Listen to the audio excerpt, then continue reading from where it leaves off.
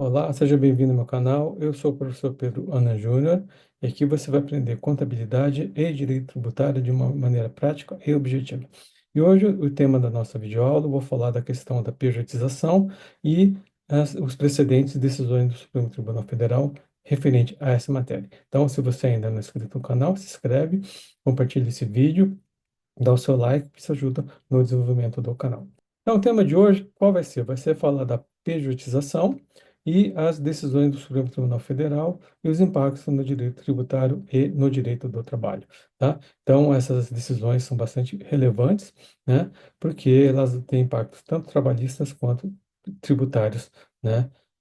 Para as empresas e para as pessoas físicas e jurídicas envolvidas nessas questões. Então, o que que é a pejotização? Nós já temos alguns vídeos referentes à matéria, já foi falado sobre isso, né? Inclusive a gente falando de decisões do CARF sobre a matéria, né? É um processo de contratação de pessoas físicas por meio de pessoas jurídicas, em vez de vínculo de empregatício tradicional. Então, em vez de contratar pessoa física, eu faço a contratação através de uma pessoa jurídica, né? Então, seria uma espécie de terceirização do trabalho, do serviço que seria prestado aí, e isso tem vantagens tributárias, tanto para a pessoa jurídica quanto para a pessoa física, né? Então, a pessoa física tem uma carga tributária menor, que paga imposto de renda, uma alíquota menor, tem a questão de desencargos previdenciários, que a pessoa jurídica acaba, reduzindo, então tem uma série de vantagens que acaba sendo bastante interessante. No cenário atual, é uma estratégia adotada por empresa para flexibilizar contratações, mas frequentemente questionada por supostas fraudes à legislação trabalhista, né? Que se questiona, né? É a questão da mascaramento do contrato de trabalho. Então, tem toda essa discussão aí, do ponto de vista tributário, a Receita Federal do Brasil entende que o serviço é prestado não por uma pessoa jurídica, mas sim por uma pessoa física. Qual que é a questão central? Como diferenciar as contratações legítimas e de relações de emprego disfarçadas? É lógico, né? A gente vai verificar que depende de cada caso, né? Tem que analisar cada caso, depende dos detalhes, depende dos contratos, depende da relação jurídica entre a pessoa jurídica e a pessoa física aí que está nessa relação, né? Temos os aspectos trabalhistas envolventes dessa questão, que é relação de emprego versus relação empresarial, e temos a questão tributária, que é a tributação da pessoa física versus a tributação da pessoa jurídica, tá? Então, essa é o foco principal que envolve essas decisões do Supremo Tribunal Federal que foram discutidas. Então, quais são as decisões relevantes do Supremo Tribunal Federal referente a essa matéria? A gente tem o ADPF 324 e o ADC 48, que, resumindo, eles falam que é legal, existe a legalidade da terceirização de qualquer atividade, meio ou fim. Então, eu posso fazer a terceirização, não há vedação legal, não há impedimento, não há proibição de fazer isso, né? Essa contratação através de uma pessoa jurídica. E qual que é o fundamento? A livre iniciativa e a concorrência com princípios constitucionais, tá? Então, isso é o que, resumindo, né, o que a DPF 324 e DC 48 acabaram trazendo nessas discussões. Aí nós temos ali 3961 e o RE 9525, que virou tema 725 do Supremo Tribunal Federal, que reconhece a terceirização como estratégia empresarial legítima. Então, reconhece que isso é possível, é legal, não é proibido, né?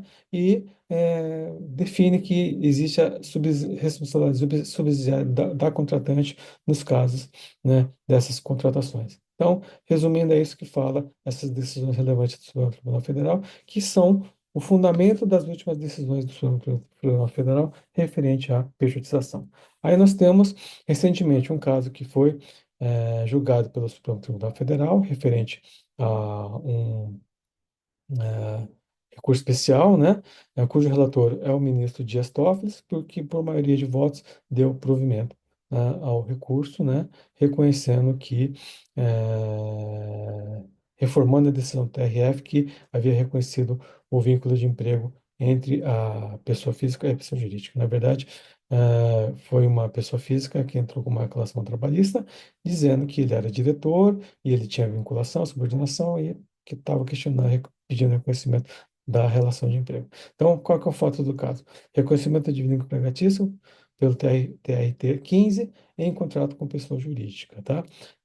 Alegação de fraude devido à subordinação e controle direto, então esse foi o fundamento, né, da decisão do TRT 15, né? E o Supremo Tribunal Federal reformou essa decisão, né, entendendo que reconhecendo a validade da prejudiciação desde que ausente de subordinação e outros elementos de relação de emprego. Então, nesse caso específico, o relator, o ministro Dias Toffoli, entendeu que não estavam presentes esses requisitos, né, do artigo 3º da CLT, que é a subordinação e outros elementos da relação de emprego, e observância aos precedentes do ADPF 324 e o tema 725 do próprio Supremo Tribunal Federal.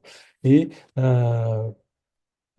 o o ministro Dias Toffoli, ele no seu voto, ele cita, né, a ausência de vínculo deve ser genuína e não meramente formal, né? Então ele até faz uma ressalva que tem que tomar cuidado a questão das fraudes que são cometidas, mas nesse caso específico não houve a comprovação, né, por parte da reclamante, no caso, dessa questão da relação de emprego e sim, na verdade, era uma relação de pessoa jurídica de prestação de serviço.